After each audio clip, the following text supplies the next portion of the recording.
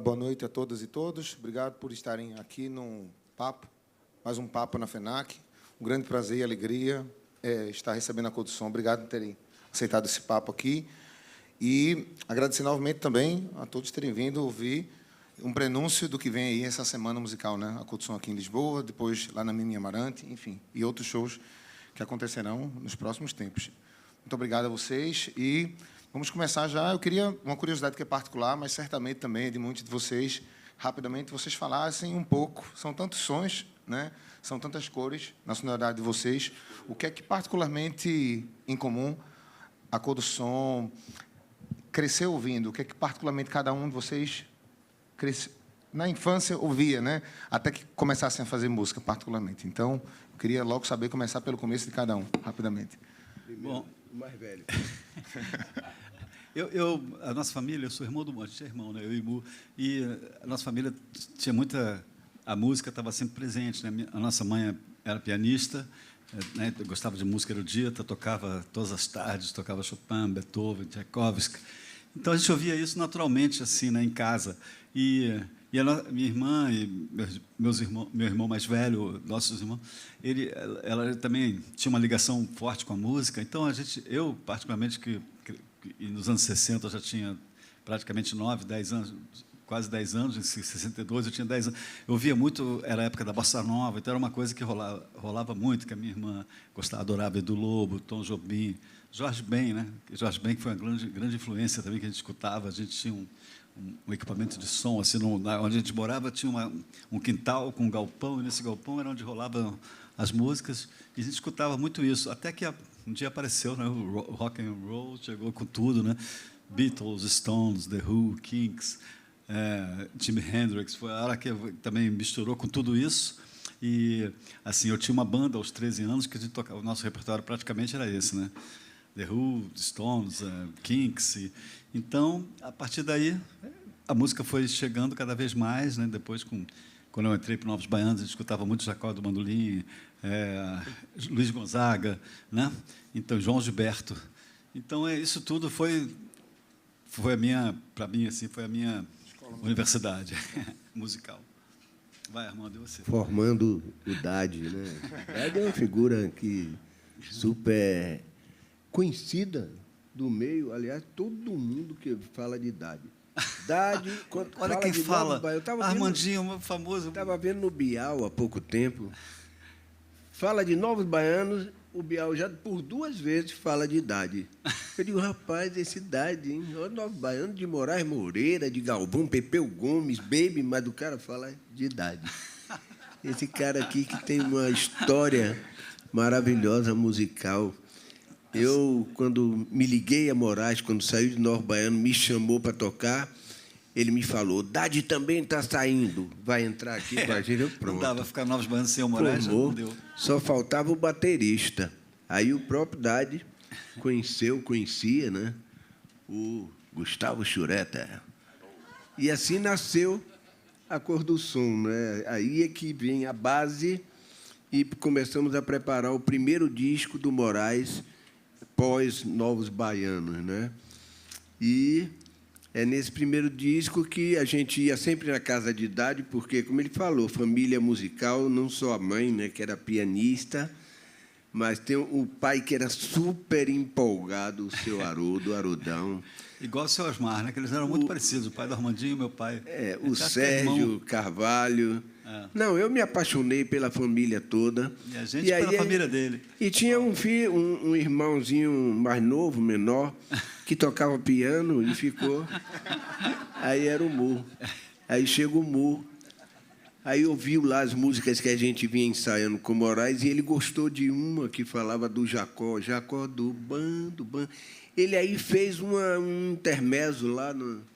Era um foxtrot, né? A música era um samba, e aí, no meio dela, a música virava um foxtrot. E o Moraes me convidou, porque o Moraes frequentava muito a casa dos nossos pais, né? E ele já me via tocando piano, tinha a turma lá do Cláudio Nucci, né? E aí aí ele me convidou para gravar essa música. Para mim foi assim, um negócio assim, maravilhoso, porque eu nunca tinha entrado no estúdio. Naquela época, entrar no estúdio era uma coisa incrível. Hoje em dia, todo mundo tem um estúdio no quarto. faz um disco no quarto. Mas naquela época, para você... As gravadoras tinham estúdio, então eram 5 grandes gravadoras, eram 5 estúdios. E aí o Moraes estava gravando esse primeiro disco dele. E aí eu tive a sorte dele me convidar para gravar essa música, né? E aí, dali, quando ele lançou o disco, a partir dali, foi quando a gente se encontrou já para ir para a estrada. Começamos a ensaiar, aí eu já entrei em todas as músicas. Já peguei meu piano Fender ali, o Mini Moog, e a gente foi embora. Trem da Prata para São Paulo, não sei o quê, a gente rodou tudo. Mas a sua pergunta ali, só voltando um pouquinho, que a gente deu uma volta danada, o Armandinho nem falou da formação dele. Eu vou falar da formação da Armandinho. Mas, não, o Dário já meio que contou, basicamente, a coisa da nossa família. Realmente, a gente respirava música, né? E a minha mãe, esse repertório, música erudita, mas também muito compositores brasileiros, Zequinha de Abreu, Ernesto Nazaré, que é uma coisa que eu me ligava, que foi tipo assim, uma interseção entre eu e Armando, porque a gente se identificou. Tanto que, quando a gente foi gravar a primeira música, o primeiro disco, era uma fita demo, na verdade, demonstração, né? Não é o demônio, não. O nome era fita demo. Aí a gente gravou essa fita, a gente não tinha nem repertório praticamente, a gente gravou um choro. Ernesto Nazaré. E ali a gente já rolou ali. Brejeiro. É isso aí. Mas só para complementar a minha formação, além disso tudo, eu era muito ligado e adorava ver a banda do Dade, né? The Goofs, eu ficava ali assistindo ali de camarote lá. Você se lembra disso, do The Goofs? Claro que eu lembro, lógico. Pô, Off the Hook. Essa eu não sabia. Só aquele repertório maravilhoso. Estava ali do lado.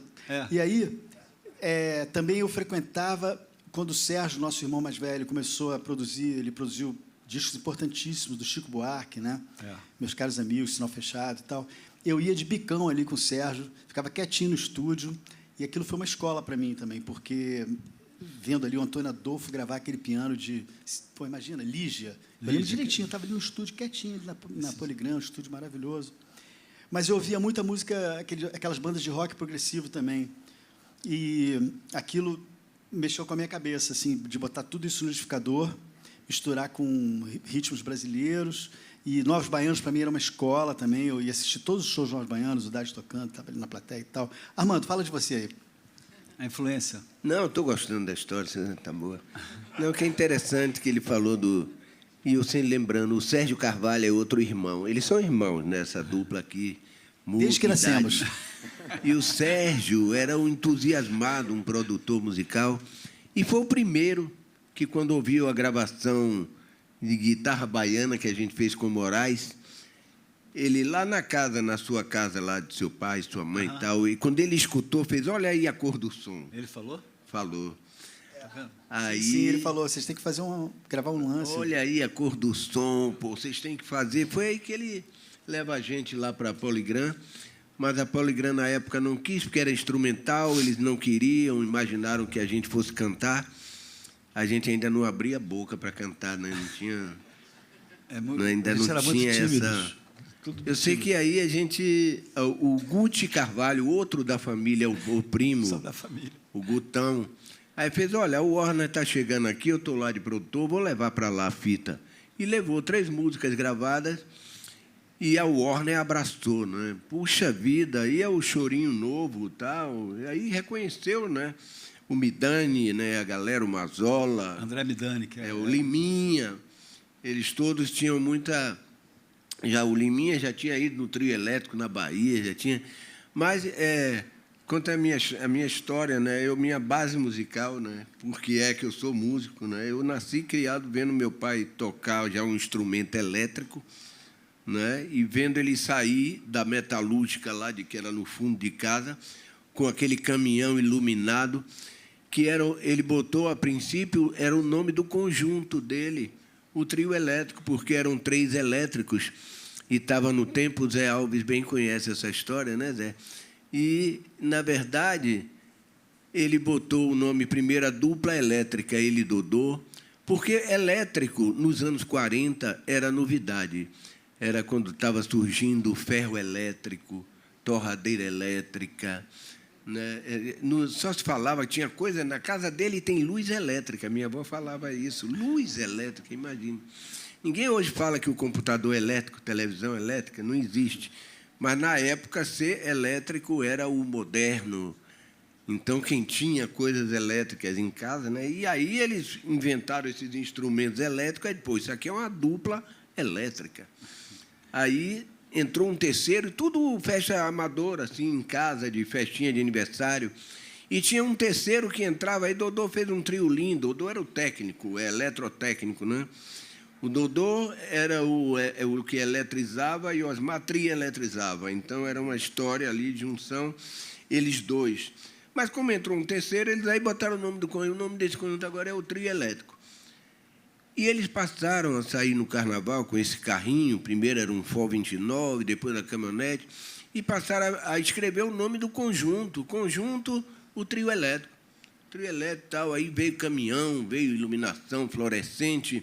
Aí é o Trio Elétrico e tal, que era o nome do conjunto. Eles tinham por E aí hábito, seu pai, Osmar, teve um filho elétrico, que é o Armandinho também. por hábito, botar o nome do conjunto na lateral.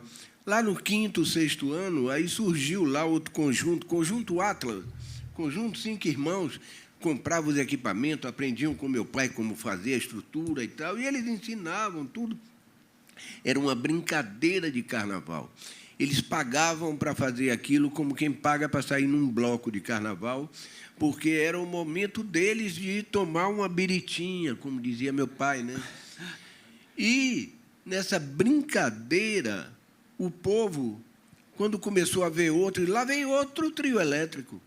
Lá vem, eles não perceberam que o povo já chamava o carro. Meu pai passou mais de 10 anos brigando que trio elétrico era o conjunto dele, o outro era o Atlas, era os 5 irmãos, era o Tapajós. Mas meu pai ficava, trio elétrico somos nós. Mas não teve jeito. O povão é que começou a chamar tudo de trio elétrico e o nome, eles perderam o nome do conjunto, né, mas ganharam Não a patenteou, invenção, não né, porque estava inventada a razão do grande carnaval de rua de Salvador, porque passou um carnaval do trio elétrico, né? Jamais sem trio elétrico o carnaval de Salvador funcionaria. Então, eu venho dessa história, dessa música, aprendendo a tocar o cavaquinho com meu pai, mas aí vem os anos 60, eu com 10, 11, 12 anos, aí vem Beatles, Jimi Hendrix, Led Zeppelin, e eu começo a entrar no mundo da guitarra, aprender o guitarrão e tal, e começo a querer fazer o meu cavaquinho, que eles faziam um formato lá todo que eles inventaram, né? Porque eles inventaram os instrumentos maciços, eles não tinham a menor consciência de que poderia existir. Os americanos, quando souberam que tinha uns malucos baianos lá que tinham feito essas coisas, começaram a contar a história do Les Paul, do Fender. Não, eles faziam já em 39, 40 e tal, nunca tinha se ouvido falar nada disso. Mas eles inventaram, na verdade, nunca correram atrás de invenção de nada, mas inventaram. Mas, no meu tempo, é o tempo da guitarra. E eles chamavam de cavaquinho elétrico, violão elétrico, e eu aí digo, não, esse nome aí não vai para lugar nenhum. E como a gente fazia uma música diferenciada, apesar de ser elétrica, né, de ter essa ligação com o rock, com a guitarra, mas era uma música, era o frevo, né, era o choro, era o samba, era a música brasileira. Aí dava esse diferencial, né? A gente fez a música trieletrizada e eu botei o nome do instrumento. Essa aqui é a minha guitarra. Comecei a tocar Beatles, Hendrix no cavaquinho.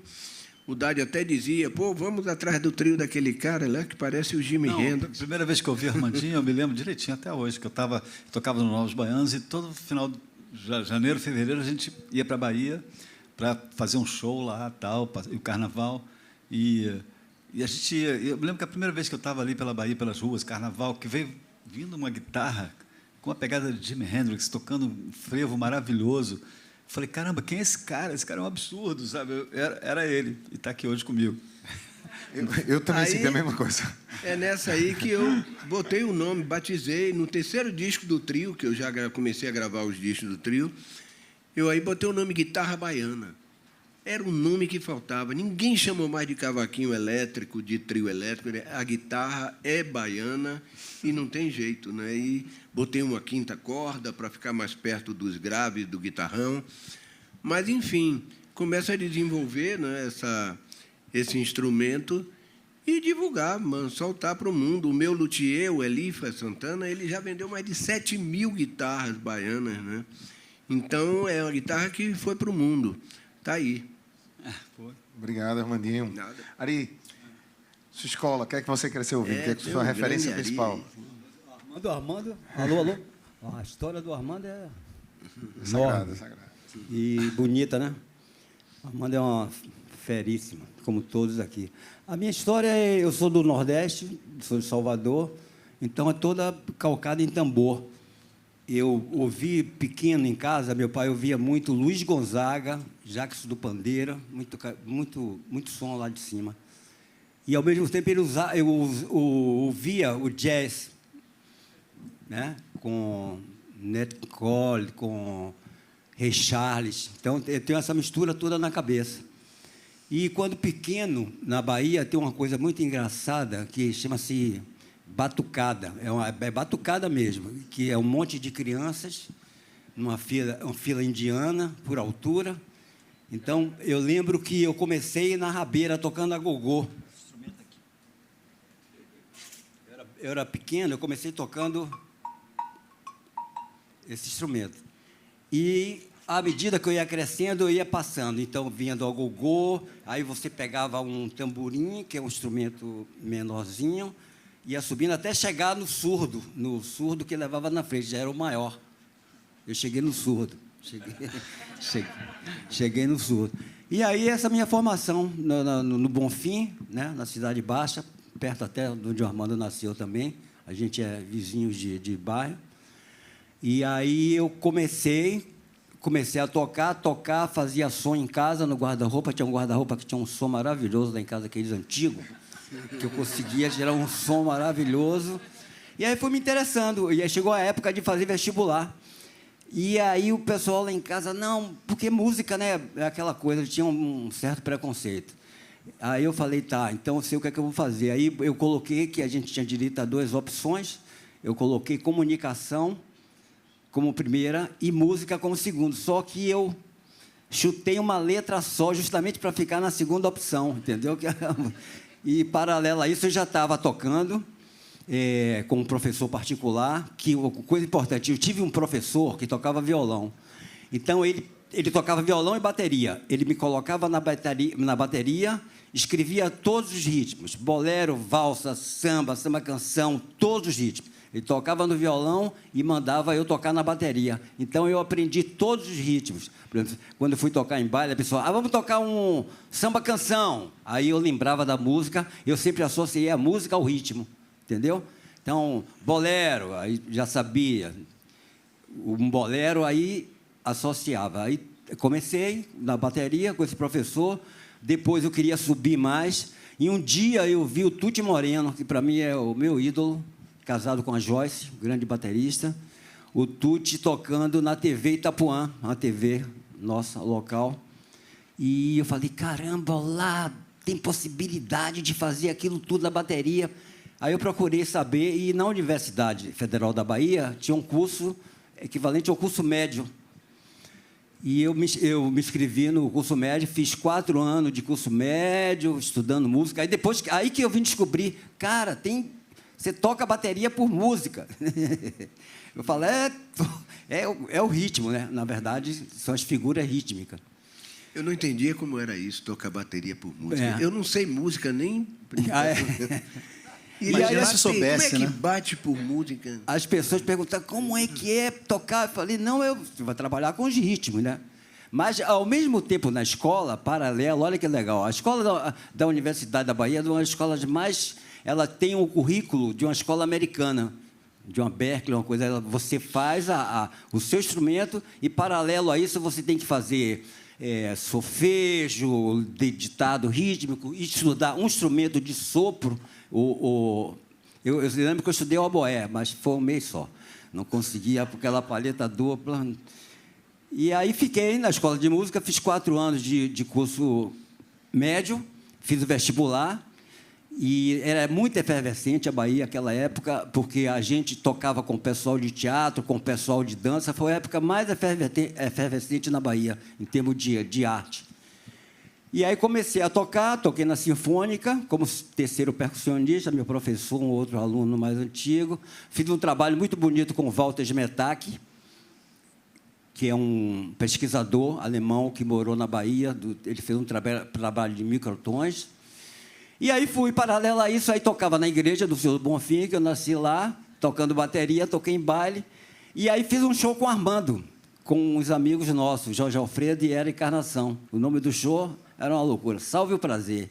Era uma festa. E aí conheci o Armando. Aí conheci o Armando, aí no ano seguinte o Armando falou, eu encontrei o Armando no Rio. Eu estava com a banda do Companheiro Mágico, uma outra banda que eu tive instrumental, uma banda bem conhecida na Bahia.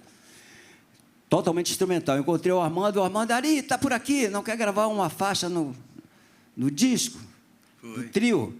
Falei, é uma música que é um meio rock e frevo. Chama Frevo Pesado, né, Armando? Engraçado, Ari, a gente botava o trio antes, circulava antes de ir para lá, para o centro. Isso Armando lembra. Circulava lá em Itapajipe. E a gente tinha tocado lá nesse Salve o Prazer, e eu estou andando com o trio elétrico ali no Largo do Papagaio, e eu vi você lá olhando, você... Rapaz, estava sonhando com aquilo ali, eu vendo você, seu olhar assim, digo, meu Deus. Aí eu digo, rapaz, olha o Ari ali. Tá. Armando, Ari... Logo em seguida, no Rio de Janeiro... Você encontrou, aí o Armando, vamos gravar, ele e o Moraes. Vamos gravar. E eu fui gravar, daí quando voltei, aí o Armando, já é um trio. Então, eu sou o primeiro baterista de trio elétrico da Bahia, não existia bateria. A percussão era toda na lateral, entendeu? Aí colocamos a bateria em cima, com as bobinas, não sabia como eletrificar. Eu lembro que o Betinho, irmão do Armando, comprou umas bobinas em São Paulo, nós fizemos uma gambiarra de madeira. Quando chegou na Praça Castro Alves, cara, porra, o som, os pratos, as pessoas ficaram assim... O som saindo nas caixas, das caixas. Da bateria. Foi muito bonito, Aí a gente bota a bateria... Porque o trio era o cavaquinho, o violão e a percussão das laterais. Mas aí botamos bateria, botou o contrabaixo e o primeiro cantor, Moraes. De vez em quando chegava lá e cantava, aí começou a virar banda. Aí, em seguida, todos os outros tocar guitarra baiana era difícil, né, Carla? Era um negócio mais complicado. Poucos, né, sabiam tocar. Mas cantar, quanto? Aí veio Carla Vise, com Cheiro de Amor, aí chegou uma galera maravilhosa e fez essa festa que Moraes, o primeiro cantor de trio, né? Primeiro baterista aqui. Primeiro baterista, do mundo. É isso. E aí trio, aí conheci o Armando, aí o Armando estava vindo para o Rio, Moraes chegou lá, Dona Elza, minha mãe, ele queria que eu tocasse o Moraes. Eu vou levar aí para o Rio, deixa que eu tomo conta dele. Porra, minha mãe. Ari super descolado. Aí o Armando estava descendo. Ari namorador, já viu? Não, cara, não era mole. Em paralelo a isso, muito respeitosamente, eu tocava na igreja do Seu Bonfim, que é uma das novenas mais bonitas. Eu tocava tímpano, porque minha especialidade é tímpano. E eu tocava na igreja do Bonfim. Então, todo ano tinha... Olha como a Bahia, o sincretismo é legal na Bahia. Tinha o carnaval e eu tocava na igreja. Eu tocava na igreja, depois ia tocar no carnaval. Então, é ótimo. A novena, o Senhor do Bonfim. Novena, o profano juntos. E aí é isso, sim. Aí vim para o Rio. E aí o Dade já conheceu o Armando, que o Dade já conhecia o Gustavo, consequentemente, Dade, irmão do Mu. Então já tinha esse quarteto. Quase que Mick Jagger levou Dade, viu? Eu fiquei muito preocupado. Dade, essa figura aqui. Ganhamos o Dade. Gravei com ele, pô. Gravou com ele. Ia levar Dade, eu vi no jornal. Quando eu vi, não, peraí, Dade é nosso. Vai levar Dade, não. Pô, não sei mal, né? Aí, paralelo, ficou a banda do Moraes, né? A banda do Moraes, e aí eu fui entrando aos poucos, aí conhecendo os meninos, a gente teve uma relação muito boa, até hoje, graças a Deus, uma das bandas mais longevas, né? De amizades, falo de juntos, nós temos 50 anos juntos, Ninguém, ó, todo mundo Incrível. feliz, ninguém briga com ninguém. De vez em quando o Gustavo toma um esporro. Mas é irmão. Mas a gente tem essa relação muito boa. E aí conheci e terminei, eles me adotaram. Eles fizeram o primeiro disco que eu não tô. Aí logo no segundo... não estou na foto. Tava eu, o Joãozinho e o Neném, da Cuíca.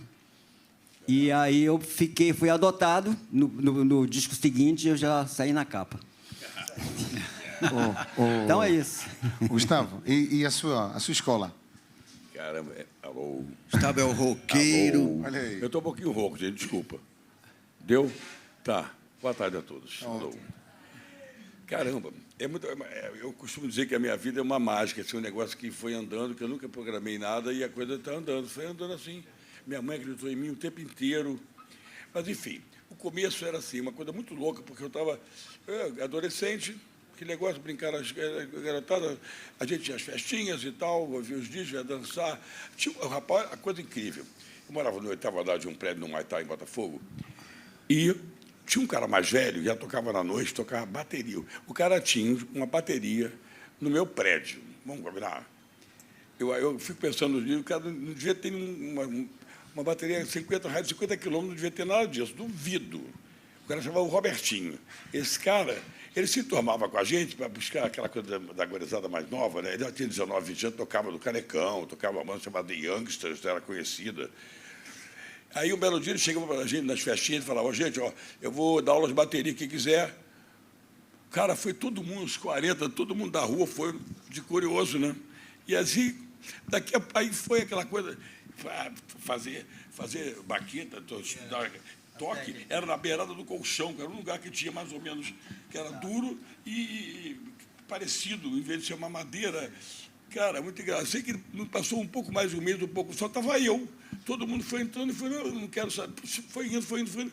E eu comecei a gostar, e ele começou a me incentivar. Eu falei, meu Deus, eu saía do terceiro, eu ia fazer aula com ele no 3º andar, subia para o 8º, chegava em casa, sentava no sofá, botava uma cadeira aqui, virava a caixa, virava outra cadeira com um espadar aqui, virava o prato. O surdo era o próprio sofá, eu botava Beatles na Vitória e ficava tentando tocar, aprender o que eu sabia. Então, no mínimo, aquele negócio da levada de rock, fácil. E assim. E eu fui evoluindo, ele foi me incentivando, eu falei, caramba. E aí fui estudando, paralelo, fui até o. Nunca repeti ano, sempre fui um bom aluno. E aí, chegou na hora, na época de. Acabou o 2º grau, fui vestibular o quê? Engenharia, medicina, aquelas coisas, né, básicas. E eu gosto de matemática, eu vou fazer engenharia, que se seja. Aí, nesse negócio, enquanto eu vinha a engenharia, a coisa começou a crescer, eu enchendo o saco. Aí começa aquela coisa que meus alunos todos falam. Começa a encher o saco do pai e da mãe para comprar bateria. Qual é o pai que vai querer comprar bateria e enfiar dentro de casa? É difícil. Mas a minha mãe é uma pessoa iluminada, porque depois, cada vez que eu olho para trás, vejo a minha mãe, eu falo, ela foi espetacular, dona Clélia, espetacular, minha mãe, zona. Minha mãe chama Clélia, né? 2 L, Clélia, 2 L. Não era Célia nem Clélia, era Clélia. Eu só conheci uma mulher chamada Clélia ali da minha mãe, ao longo da vida, enfim. E eu enchi tanto o saco que ela gostava. Aí ela comprou uma bateria para mim, cara. Em 1967, eu tinha 16 anos, eu sou de 51. Minha mãe foi na loja lá, comprou uma bateria Pinguim, que era a melhor bateria do que tinha no Brasil na época. Caramba, eu chorei, eu fiquei, meu Deus, aí botar aquela coisa em casa para montar, né? Meio mais ou menos. Isso aí eu fui aprendendo também com o Robertinho, me dava umas dicas, mas também, o cara tinha a vida dele. Eu fui me virando, ia afinar aquele negócio. Aí teve uma coisa muito engraçada um dia, logo que eu dei um jeito de botar a coisa em pé ali na sala. Aí comecei a tocar aqueles pratos ali, aquele prato prateado, uma lata, parecia um ferro, igual uma lata, igual uma panela. Pá, eu sei que daqui a pouco toca a campainha, uns 5 minutos, não dura nem 5 minutos.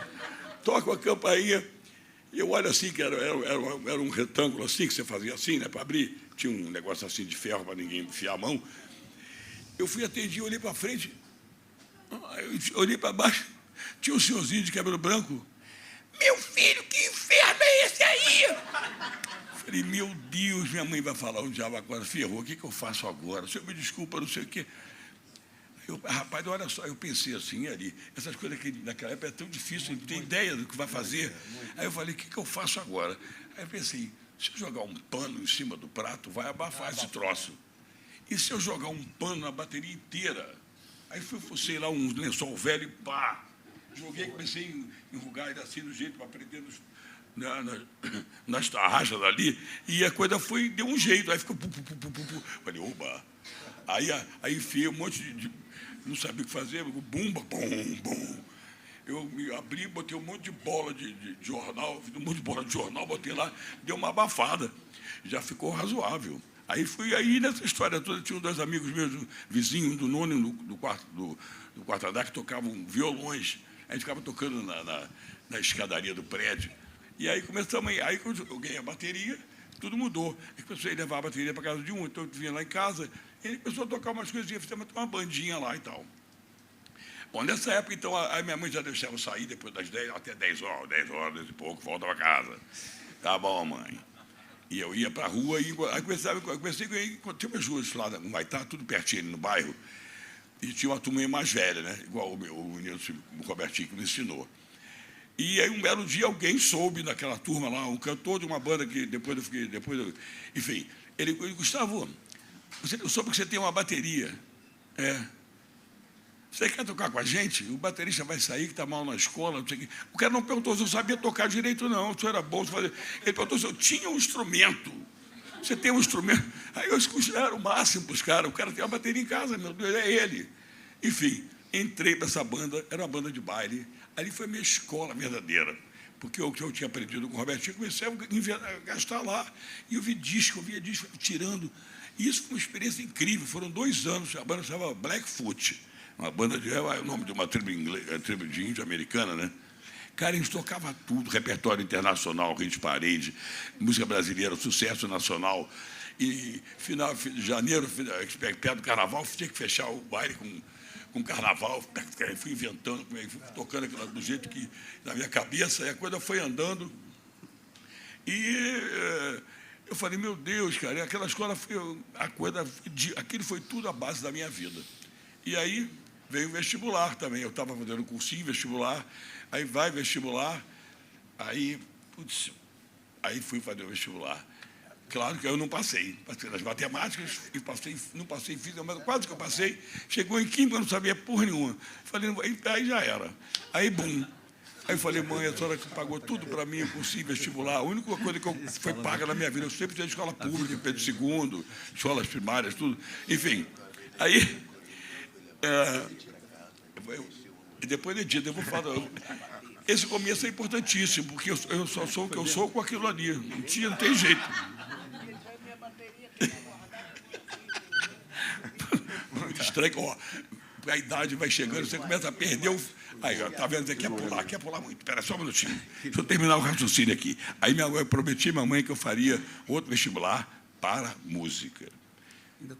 Mamãe, desculpa, eu não vai dar, eu quero agora. Eu já estava tocando, eu tinha saído desse grupo, esse grupo eu entrei nele em 68. 67, 68, 69, e aí também 2 anos de baile deu. E aí já estava vindo rock and roll, toda aquela coisa, Beatles, Rolling Stones. Eu falei, meu Deus, o baixista saiu, eu falei, eu vou sair também. Eu quero agora tocar rock and roll. Eu morava na casa dos pais, não tinha que pagar. Tinha problema de aluguel, não tinha que pagar nada. Eu comecei a investir no rock, eu comecei a catar neguinho para tocar rock and roll. E isso já foi uma experiência nova para mim. Aí eu comecei realmente, falei, mãe, tá vendo? Eu estou na mão da música. Aí nessa aí, várias bandas, eu não vou falar muito, não vai demorar muito. A pergunta era tão simples, qual a formação de cada um? Pois é. Bom, eu também estudei, também fiz. Quando eu passei na faculdade, eu fiz licenciatura em música. 4 anos. Para, porra! Assim eu acabo. Aí vai demorar mais ainda. Aí eu passei. Aí fui estudar no Instituto Vila Lobos, que era uma faculdade integrada lá do Rapa, que é importantíssimo, porque era uma faculdade Pô, faculdade, entrei na faculdade, cara. Era na escola, era o prédio da UNA, que era na União Nacional dos Estudantes, que tinha lá na Praia do Flamengo. Era do caraca. Era uma faculdade moderna, um negócio que tinha, além das aulas naturais, base da música normal, tinha aula de percepção sensorial. A gente ia para o auditório da escola, mandava todo mundo deitar no chão, diminuía a luz do que o flautista ficava tocando. Tinha viajando na maionese. A coisa é explorar o sentimento. Tinha uma aula de percepção sensorial que descia um caracol assim, uma salinha mais escura. Aí ficava todo no tato, né? Sem sacanagem, mas era no tato, assim, a gente pedando nas paredes, explorando essas coisas. Aí depois a Revolução, pronto, aí veio a Revolução, acabou com tudo, já vinha de antes, né? Aí bateu o AI-5, aí inventaram, arrancaram, tiraram o Reginaldo lá, que era o Quem é o Reginaldo? Reginaldo é famosão. Quer falar um pouco sobre o Reginaldo? Não. Meu amor, espera aí. O Reginaldo Esse é o segredo. Vai Esse é o demorar segredo dos mais. 40 anos, né? O Reginaldo, saber ouvir também. Né? Tiraram o Reginaldo lá e botaram... Tiraram o Reginaldo. De faculdade aí de Gustavo. Tiraram o Reginaldo e botaram um general Graça, um coroa de cabelo branco. Puta que pariu. Aí acabou, a escola mudou, virou aquela caretice. Jorge Maltner ia lá com o livro dele, lembra daquele Fragmentos de Sabonete, um negócio que era totalmente revolucionário, aquelas coisas, ele ia lá divulgar o livro dele. A escola era mó barata, era liberal total, virou caretice total. Começaram a botar a polícia na porta, não podia estar de roupas coloridas e cabelo dele. Fudeu. Aí os professores também falaram, então nós vamos dar aula para você, atravessar a rua e vamos lá para o Parque do Flamengo. E aí eles continuam. E falar de Flamengo, então, aí não para Parque do Flamengo. Eu já entendi porque a Condução tem tantas músicas instrumentais, entendeu? Quer dizer, é melhor ficar tocando ali e tal. Mas, olha... Eu juro que eu vou acabar rápido. Não dá para ver aqui que todo mundo estudou música, já vai acabar, né? Universitário aqui. O único analfa-música aqui sou eu. Eu também. Caramba, só para terminar. Daí, como eu me formei. Termina. Olha só, gente. Nessa época, no final da faculdade, 74 para 75, eu comecei a tocar com o Jorge Ben, a culpa é do Dade. Ele me colocou no Jorge Ben. Eu passava, às vezes, um mês com o Jorge Ben, ia para Paris, cara. Eu entrei para o Jorge Ben, ainda não. Eu entrei para o Jorge Ben por tua causa. Eu estou tentando fazer um livro, se eu conseguir, vai ter um capítulo só do Dade, porque esse cara foi metade da missa que me levou para frente. Juro. Eu devo a esse cara muita coisa. Eu comecei com o quê? Quando eu encontrei com o Dade na rua, quando eu morava no... Isso é bacana. Eu fui morar no Rio Comprido, naquela época não tinha telefone, não tinha nada disso. Eu tinha um negocinho assim, aquele negócio de disco. Eu fiquei 2 anos. Aí quem me achou lá, sabe quem foi? O Raul Seixas. O Raul Seixas mandou um emissário lá me chamar, porque ele via a bolha tocando rock and roll, aquela The Bubbles, era The Bubbles. Depois virou a bolha. Aí fala dele, Jorge, vai demorar mais 1 hora. Melhor eu vou pular. Tá tudo certo, chegou na bolha. Aí era a bolha. A bolha foi foda. Era a banda de rock do Rio de Janeiro. Os Mutantes, quando iam tocar no Rio de Janeiro, eles tocavam com a gente abria para eles. Nós tínhamos equipamento Marshall, bateria. Eu tinha uma bateria. O Armando quer falar alguma coisa. Não, você lembrou da bolha. E eu sempre falo essa banda. Agora. É porque toda bolha estoura, mas a bolha do show não estourou. É a única bolha que não estourou. Toda bolha Muito obrigado. Me deprimiu. É brincadeira, né, meio certo? Claro. Enjoada, né? Já interrompeu, ainda vai... Mas não vou perder a piada. Raciocínio acaba se você me interromper muito. O Raul me chamou... Tá vendo? O Raul Seixas me chamou para tocar com ele, cara. Eu fiquei emocionado. Sabe o que aconteceu? Eu saí da bolha. A bolha era o meu sonho, era tudo que eu tinha na minha vida, era o meu sonho, rock and roll, que eu amava. Eu passei uma noite inteira, eu tenho que sair da bolha, porque o Raul Seixas, estouradaço. E o que eu vou fazer? De repente, cruza 2 shows, vai ficar mal, como é que eu vou fazer? Eu todo certinho assim, entendeu? Eu saí. O Dade nunca saiu, o Dade segurava 12, pulava de galho, safado ele. O Dade tocar com todo mundo sem sair de nenhum. De nenhum, Quase foi. Eu saí da minha banda, eu passei uma noite sem dormir, meu Deus, vou sair da bolha. E saí da bolha e fui tocar com o Raul. Aí eu vi que o Raul não era aquele cara que se amarrava e caía na estrada, era mais ou menos. Eu falei, ai, meu Deus do céu. Mas, enfim, foi andando. Aí o Dade me chama para tocar com o Jorge Ben. Aí, porra, foi abrindo cada vez mais. Aí, daqui a pouco, eu estava com um belo dia, estava tocando com o Jorge, um mês depois eu estava em Paris, cara. Eu falei, caraca, você é endereço? Digo, pá, eu chego em Paris, cara. E hoje está na FINAC, aqui em Lisboa. E hoje estou na FINAC. Mas levou mais de 40 anos para até chegar nisso. E aí a coisa foi abrindo. Pulou a Ilha de White, ficou falando um monte de coisa lá atrás. A Ilha de White é uma emoção à parte. É o segundo capítulo. Precisa de uma segunda sessão para Gustavo contar. Por sinal, Gustavo, eu sobre isso de... Eu vou ter que falar para chegar no Cor do Som, cara. Eu não cheguei na Cor do Som. Então, Ih, rapaz. Tá, desculpa. mas por falar na Cor do Som, com uma curiosidade que o Mu tinha falado do Cláudio Nucci ali rapidinho, e veja como são as coisas, como eu cheguei à Cor do Som, né? Fui à casa de um tio meu, eu sou historiador de formação, e ele chegou lá, ele tinha um quarto, era engenheiro, mas tocava muito violão e tal, e estava tocando um CD do Cláudio Nucci, que era Casa da Lua Cheia, no disco azul. E ele gravou Sapato Velho para Casa nesse disco, né? Eu disse, olha, adoro essa música, né? Uma música do Roupa Nova, conheci de criança e tal. Aí ele fez, rapaz, isso é uma música do Mu. Aí eu fiz, de quem? Eu não conhecia, né? Eu acho que eu tinha 12 anos e tal. Fez do Mu e tal, mas tem uma melhor do que essa. Aí mostrou Alto Astral. Aí eu fiz, fogo, peraí, isso tem muito som estranho. Para mim, eu era criança de 12 anos, né? Meu pai não ouvia música em casa, era um som muito revolucionário aquilo. E aí ele era engenheiro, mas ele tocava tudo, assim, tinha vários instrumentos, não sei o que. Ele fez, olha, esse som, escuta esse som. Aí aumentou a Alto Astral, veja. A pegada é outra, né? Mas é meio prima irmã do exato. Sapato Aí ele Velho. falou, é uma irmã do Sapato Velho.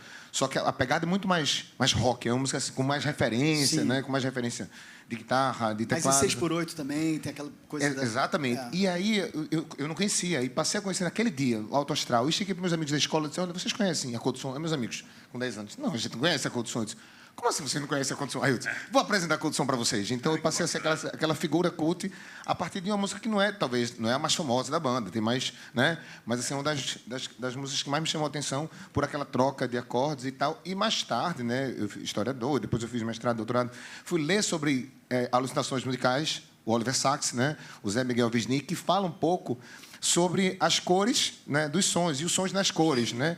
E passei a perceber o quanto, né, tinha sido importante para mim aquele momento e o som da banda, né, a cor do som, né, como o som provoca isso dentro da gente e a gente passa a perceber, olhando para os discos de vocês também, não só de vocês, mas de todo mundo que faz música com cuidado e com respeito, né, a percepção multissensorial da capa, né? A capa da Cor do Som é uma capa normalmente com muitas cores, né? E os sons são muito híbridos, né? Você escuta... Hoje a gente sente saudade um pouco do vinil, a coisa da capa, né? A arte da capa, a ficha técnica. Eu tinha lembrado do Frutificar, que era o único que tinha na minha casa. Mesmo assim, ainda tem muitas cores. E como eu acho a Cor do Som uma banda com isso, né? Uma banda que eu coloquei para um amigo português recentemente.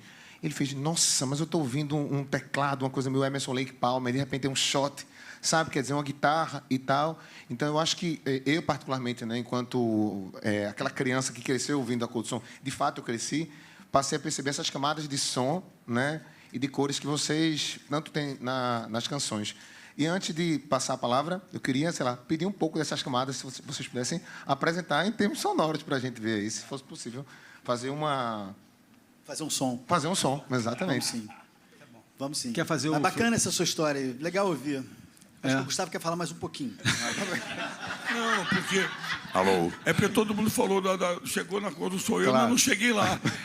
Aquela história que eu estava lá no Rio Comprido, eu falei, Vânia, a minha mulher na época, temos que sair daqui. Eu estou ilhado. Sabe aquela coisa que você sente? Foi só eu sair que eu consegui me mudar para o Jockey. Fui morar no Jockey. Minha mãe ajudava, botava o nome dela. Eu não ia... Clélia. A Clélia eu nunca ia convencer ninguém a alugar nada para mim, porque eu não tinha renda para provar renda. Minha mãe metia lá, botar o nome dela. Minha mãe foi o espaço, foi a melhor coisa o tempo inteiro, minha mãe. E aí eu sentei, voltei aí à praia, no Arpoador, voltei a andar, falei, pá, o que acontece? Aí eu dou de cara com o Dádio na rua, claro. Na hora certa. Então, peraí, eu vou contar. Vou contar o meu Moraes, lado. que é uma tela para tocar. Ele vai falar a versão dele agora. Vou contar o meu lado. Câmera 2. Eu, quando saí do Novos Baianos, que era uma banda que eu fiquei 5 anos, gravei 5 discos e tocava, a gente viajava, a gente ria. A gente, com 20 e poucos anos, curtindo pra caramba. Aí o Moraes saiu, eu fiquei sem ação ali, não estava a mesma alegria, eu acabei saindo também exatamente para, né, fazer o trabalho com o Moraes e tal. Aí fui o Jorge Ben, que vivia lá em casa também, já tinha me visto tocando com Novos Baianos, falou para o meu pai que ia me salvar, vou salvar o Dade. Porque Novos Baianos era uma loucura total, assim, numa boa, relax, mas era. Então, eu comecei a tocar com o Jorge. No primeiro show que eu fiz com ele, foi lá no Brasil, em Florianópolis, numa cidade brasileira. Eu viajei, encontrei ele, a gente não ensaiou nem nada, foi querendo, não sabia o que a gente ia tocar. Aí eu fiquei no quarto de hotel com um baterista que eu nunca não conhecia, que era mais velho que eu, e eu me lembro dele arrumando os terninhos dele assim no armário. Eu fiquei arrasado, falei, cara, uma deprê, que eu falei, pô, isso vai ser minha vida agora. Eu estava ali tocando com uma banda, rindo, viajando, e agora estou aqui nesse mundo. Então, aí, nesse show, a partir desse show, o Jorge falou, vamos, arranja um baterista, porque eu já chamei ia mudar a banda toda, né? Aí eu nunca tinha... O Gustavo eu conhecia, eu via assim, né, na bolha e tal, mas pessoalmente a gente não se conhecia. Aí quando eu vi o Gustavo, cabeludo, igual a mim naqueles anos 70, né, aquela coisa, eu falei, eu vi um cara igual a mim, foi o primeiro cara, é ele. Aí eu falei com ele. Pelo menos não era aquele baterista pendurando os terninhos, né? E aí eu encontrei o Dade me falou do Moraes, e aí tudo começou, porque eu falei, claro, Moraes, que nem o Ari, quando ele falou, quer tocar com o Jorge Ben, na hora, quer tocar com o Moraes, na hora. E aí, aí pronto, encontrei esses caras. Aí quando a gente foi gravar, ele chamou um tal de... Eu nunca tive falar em trio elétrico, né? Essa praia eu não sabia, o negócio era rock and roll. E aí, de repente, chega o Armandinho, Aí, ao longo, eu descobri a história do Armandinho, que é fantástica. Todos ficamos impressionados com o Armandinho, a verdade é essa. A gente ficou impressionado vendo o Armandinho. Aí a gente ia gravar o Armandinho, o Dade e eu, aquele disco maravilhoso, que é o primeiro do Moraes, são gravados em 8 canais, cara. Espetacular. E o Mu. Aí começou aí pronto. Aí esse disco do Moraes realmente é maravilhoso. Começou a formatar tudo e a coisa foi andando. Aí o resto eles já falaram sobre a gravadora e tudo foi andou. Gustavo Schroeter. Eu entrei nesse. Gustavo! Eu entrei pela porque as coisas fluíram, tudo fluiu, cara. Isso é incrível. A Ilha de White vai ficar para o próximo. Vai. Ainda tem uma coisa, hein? O Armando, hein? Ganhou o maior prêmio do Brasil. 2 prêmios, né, Armando? Com o disco e de instrumentista, não é isso? O instrumentista e o disco. Isso foi agora, bem recente. Não, eu fui inesperado, não, porque ser indicado a um prêmio da música brasileira, eu já fiquei surpreso de caramba, indicado, eu fiz um disco com Yamandu Costa, né? Então, e aí, eu recebi o convite, né, para ir, não, eu vou aí no Rio, vou pegar vou participar, né, pelo menos sou indicado. Quando cheguei lá, ganhei o prêmio do disco. Eu estava acreditando, a gente estava gravando no estúdio, ficou eu, Armando e a Nanda. Aí o Armando, eu tenho que ir lá, mas eu vou pegar o prêmio para Yamandu. Falei, tá. Quando cheguei eu achava que o prêmio era para... Aí não, ganhamos o prêmio do nosso disco e quando falou melhor solista, eu digo, não sou eu, não. Não é que era eu, cara. Merecidamente. A Regina Casé, quando chamou, né? Isso foi agora. Mais do que merecido, né? Tem pouco mais de um mês, mas... É isso. Mu, vamos tocar o Frutificar?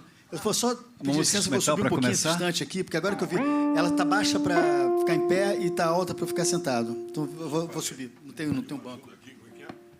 É engraçado que a pergunta que você fez foi eu gosto sempre que você cresceu ouvindo, né?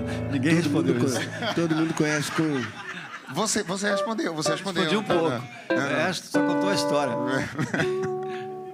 Todo mundo lembra dessa música do Sapato Velho com Roupa Nova, né? Com o grande vocal do Roupa Nova, mas é uma melodia do Mu que eu gosto sempre de relembrar, que é um dos maiores compositores da Cor do Som, que fez um dos maiores clássicos, Mu Carvalho.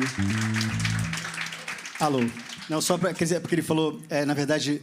Minha com Cláudio Nucci e letra do Paulinho Tapajós. Importante esse escreve. Não, e aquilo que você falou, que você associava, todo mundo associa a Roupa Nova, claro. A gravação deles é definitiva.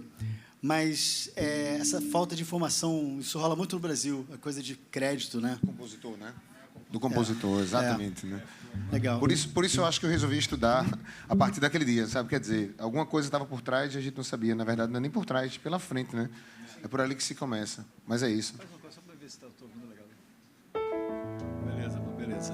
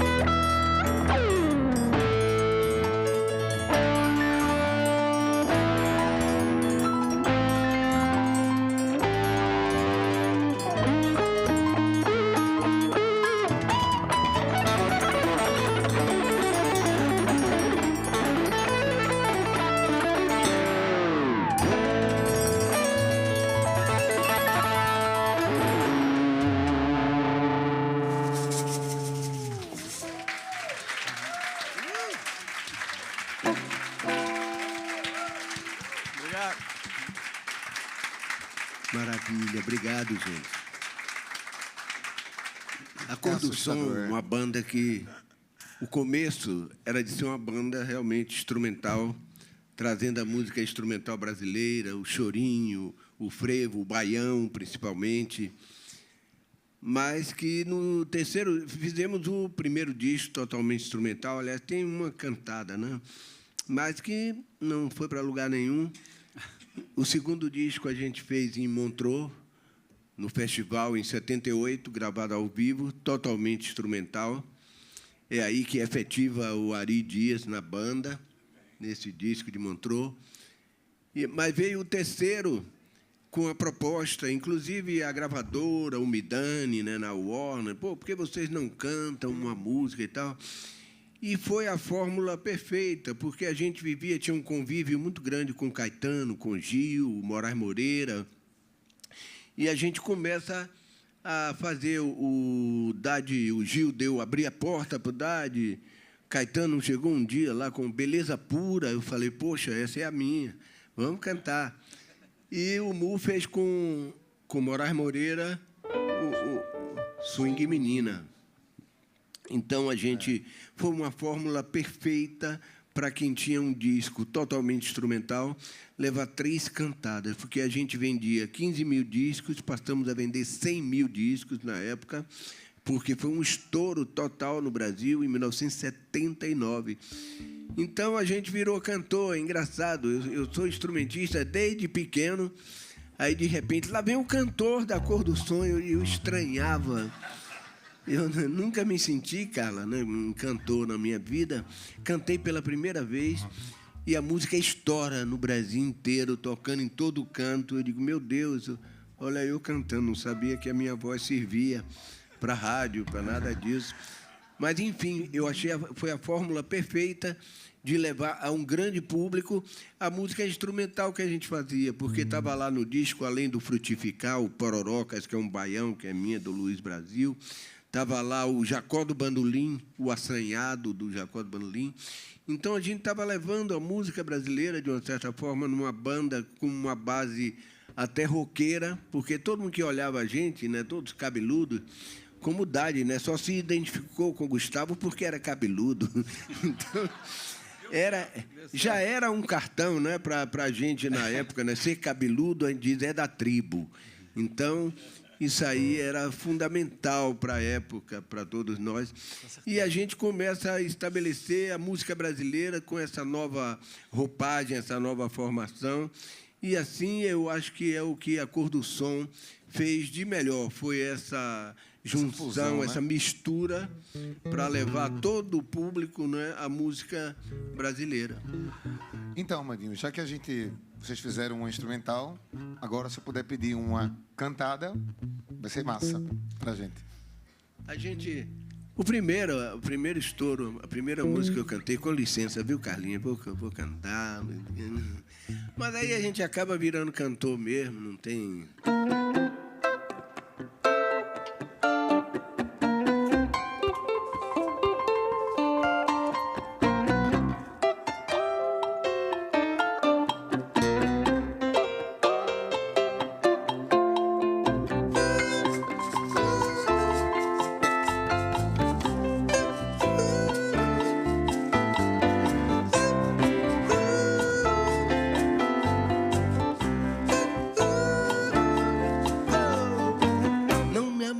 Dinheiro não, mas formosura, dinheiro não, a pele escura, dinheiro não, a carne dura, dinheiro não, moça preta do Curuzu, beleza pura, boca do Rio, beleza pura, de Portugal, beleza pura, que legal.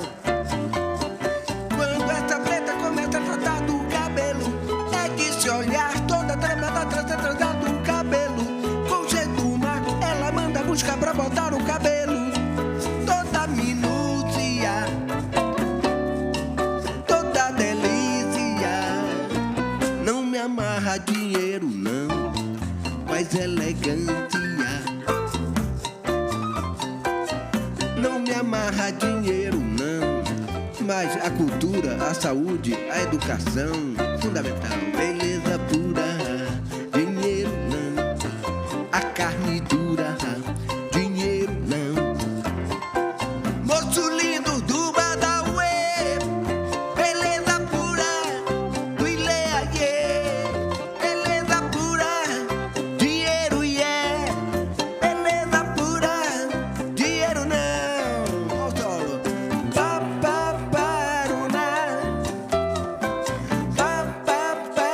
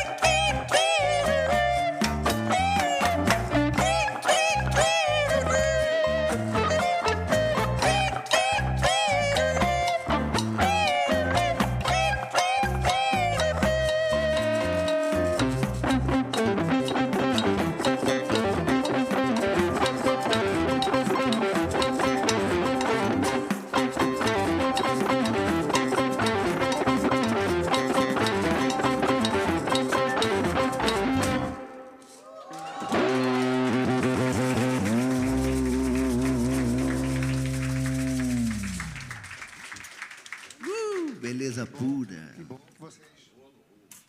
Que bom que vocês aceitaram cantar, né? E incluir essas vozes. Mas, Dade, uma questão sobre os discos, né? A gente está falando sobre cores, né? Sobre capas. Quando vocês vão fazer uma nova obra, por exemplo, como essa aqui, né? Que é a mais recente, um novo disco, na hora de conceitualizar o disco, dar um título, né? Criar capa, escolher a ordem das faixas, como é que funciona esse processo? Sabe, dizer assim, olha, o título do disco vai ser esse. Como é que chegam a essa decisão? Uma canção especificamente, Mo? Na verdade, a coisa vai acontecendo naturalmente, assim, né? A gente não faz muitos planos, não. Cada um apresenta uma coisa, né, tal. Agora, quem é bom de dar título é o Mu. O Mu é bom de dar... Ligado aqui. Agora ligou. Não, porque eu achei legal essa pergunta, porque aí eu lembrei desse disco aqui, né, o Álbum Rosa. A gente gravou esse disco no meio da pandemia, no início da pandemia. Não era nem pandemia ainda, a gente estava chegando, né? E a gente gravou esse disco inteiro. E aí, quando chegou a pandemia, que todo mundo em casa, né? Todo mundo levou muito a sério isso, todos nós aqui. Eu fiquei 5 meses sem botar o pé na rua, né? A gente estava morrendo de medo, sabia o que ia acontecer. E aí, nisso tudo, o disco já estava mixado, a gente não tinha capa, não tinha nome, não tinha nada, porque esse disco, a ideia foi o seguinte: a gente tinha gravado anteriormente o disco em homenagem aos nossos 40 anos, e vários convidados ilustres, né? Medalhões, Djavan, Gilberto Gil, o próprio Roupa Nova, o Fegali produziu esse disco. E todas as músicas cantadas. E o que a gente vai fazer agora? Vamos fazer uma releitura, porque esse disco de Montreux, do Festival de Montreux, ele é muito cultuado, assim, um disco assim, que, apesar de não ter vendido muito, como a Armandinho falou depois, que veio Frutificar, né, com as músicas cantadas, mas tem uma galera assim, que acha esse disco incrível, assim, e as pessoas e tinha algumas músicas lá naquele disco que nunca tiveram uma leitura de estúdio, como Dança Saci, o Chegando à Terra, do Armandinho. Então a gente pensou, vamos fazer aquele disco no estúdio, aquele repertório. A ideia foi essa. Aí a gente começou a ver que tinha umas músicas lá que não tinham muito a ver, a gente de novo trazer para cá, tipo Ellen Reed dos Beatles em ritmo de frevo. Foi feito lá, né? 40 anos antes. E não precisava. Aí a gente começou a dar uma peneirada, a gente pegou umas 4 músicas daquele disco de Montreux e mais 4 músicas importantes do nosso repertório, né? Com Pororocas, Frutificar, Saudação à Paz. E aí a gente gravou esse disco. Mas aí a gente não tinha nome. Um dia, todo mundo, cada um na sua casa, né, e tal, teve um dia que a gente convidou o Batman Zavarese, que foi até uma sugestão do Dade, que é um artista design gráfico maravilhoso, que está fazendo capa para todo mundo, assim, Marisa Monte e tal. E o Batman falou, Mu, você pinta também, né, quadros, né? Eu falei, pinto, porque eu sei que o Dade pinta, então você também, eu soube agora. Você não quer mandar um material seu dos seus quadros? Eu falei, beleza, eu tenho aqui tudo já digitalizado e tal. O Dade também. O Dade nem tinha, depois a gente combinou, foi o fotógrafo lá tirar as fotos dos quadros do Dade. E aí ele pegou um quadro meu que era preto e branco, tem essas... exatamente isso aqui é um pedaço do quadro, né? E trouxe uma textura do quadro do Dade, que é rosa, e ele fez uma superposição, né? Layers, assim, nessas camadas, e ficou lindo, né? Eu amo essa capa, mas a gente não tinha nome ainda. E aí teve um dia que, quando chegou essa capa, e a gente viu essa capa rosa, eu lembrei logo do famoso álbum branco dos Beatles, que, na verdade, não tem esse nome, a gente que chama de álbum branco, né? É só The Beatles ali. E aí eu falei, poxa, álbum branco, álbum rosa. E aí eu liguei para o Dade na hora, falei, Dade, o que você acha? Tal. Aí a gente já falou com todo mundo, Armandinho... E aí, bom, essa história toda para dizer que as coisas vão acontecendo, né? A pergunta que você fez. E, às vezes, vão acontecendo assim, num caminho muito bacana, vai fluindo assim.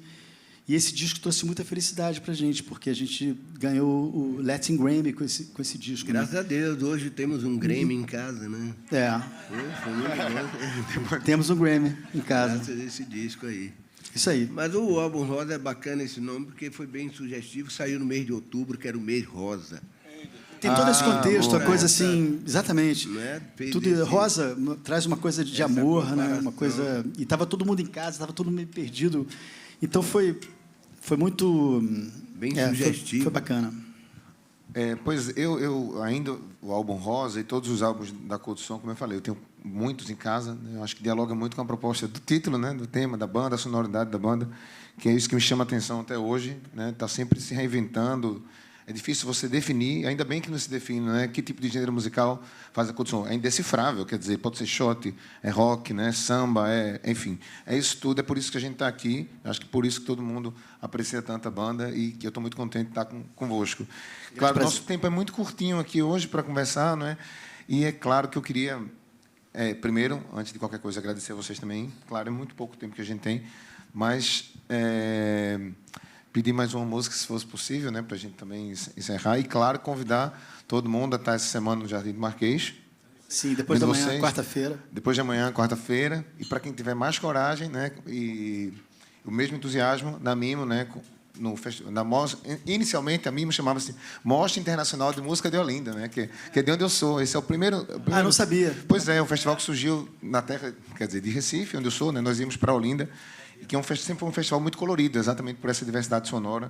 E que bom que vocês vão tocar mais perto de mim. Eu moro no Porto, então eu vou estar lá assistindo, com certeza. É um super festival. É um super festival, né? Super festival. E o legal desse festival, que até vou mandar um abração para a Lu Araújo, que convidou a gente, muito especial. Ela convida pessoas consagradas e convida muita gente nova do mundo inteiro. Então, é um festival super importante lá em Amarante. Dia 19, né? Dia 19, quem puder estar lá. Com a participação da Carminho. Carminho, isso, a grande participação. Que luxo, né? Que luxo. Eu vou aproveitar aqui... Luxo para ela também, né? Luxo para ela também estar tocando com vocês. É igual.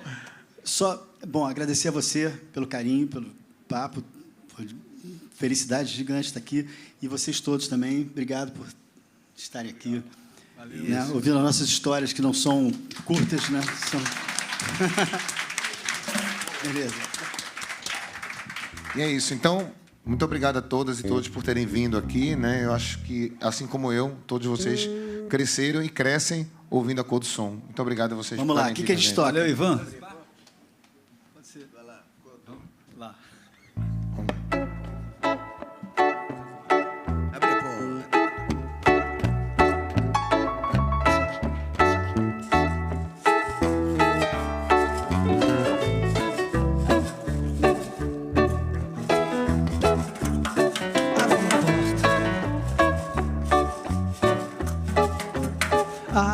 Apareci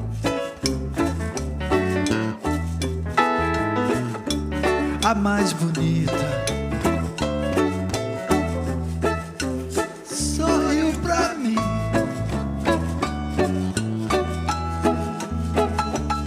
Abri a porta, apareci a mais bonita, sorriu pra mim. Naquele instante me convenci, o bom da vida vai prosseguir, vai dar pra lá do céu azul, onde eu não sei, lá onde a lei seja o amor, e usufruir do bom, do mel e do melhor seja comum pra qualquer um, seja quem for. Abri a porta, apareci. Isso é a vida, é a vida sim. Dale, Armando.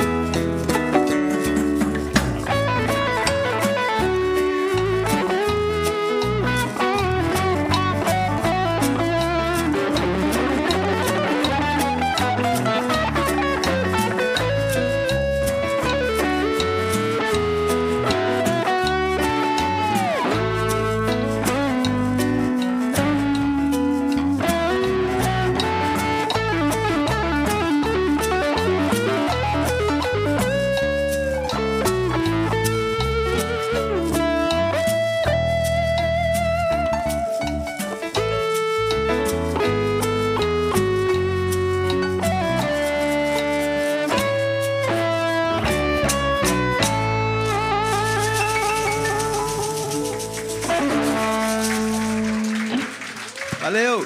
Obrigado, Ivan. Grande Ivan. Valeu, Ivan. Valeu, galera. Obrigado a vocês. E vamos lá, dia 10 a gente vai estar abrindo esse show do Djavan, muito importante pra gente. No azul de Jezebel, no céu de Calcutá, feliz constelação, vamos curtir esse verão. É luz no corpo dela e tricolor, as de maracatu, no azul de Zanzibar, ali meu coração. Oh, ai, Marcinha, cantando dela, ai, mina perto, nosso produtor João Neto, João Falcão e Márcia Damasceno. Ai, mina aperta a minha mão, alá meu olho no azul da estrela. Aliás, bazar da coisa azul, meu olho, ei, Carlinha, é muito mais o azul de Zanzibar, Paracuru, o azul da estrela, o azul da estrela. No azul de Jezebel, no céu de Calcutá, feliz constelação. É luz no corpo dela, é tricolor, as de maracatu, no azul de Zanzibar, ali meu coração. Zumbiu no rosto dela, e mina aperta a minha mão, alá meu olho, no azul da estrela. Ai, mina aperta a minha mão, alá meu olho, no azul da estrela. Aliás, bazar da coisa azul, meu only you, é muito mais o azul de Zanzibar, Paracuru, o azul da estrela, o azul da estrela.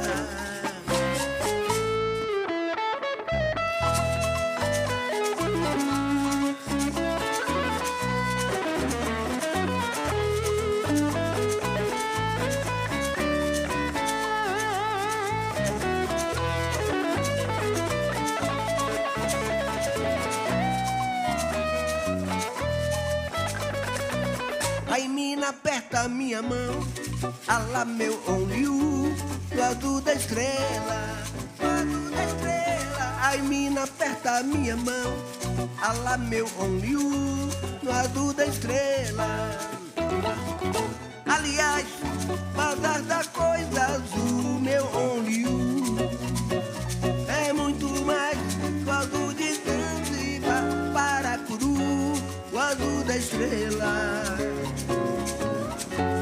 o azul da estrela. Oh, no azul de Jezebel, no céu de Calcutá, feliz constelação. Oh, oh, oh. É luz no corpo dela, a tricolor, colar, colou. No carnaval eu vou lá, a tricolor, colar, e o meu tricolor vai ganhar. Vai ganhar a tricolor, colar, pra esse Flamengo, o tricolor, colar, tricolor, colar, e o Botafogo vai ganhar. Ai, Bahia. Para pa pa para pa para pa pa para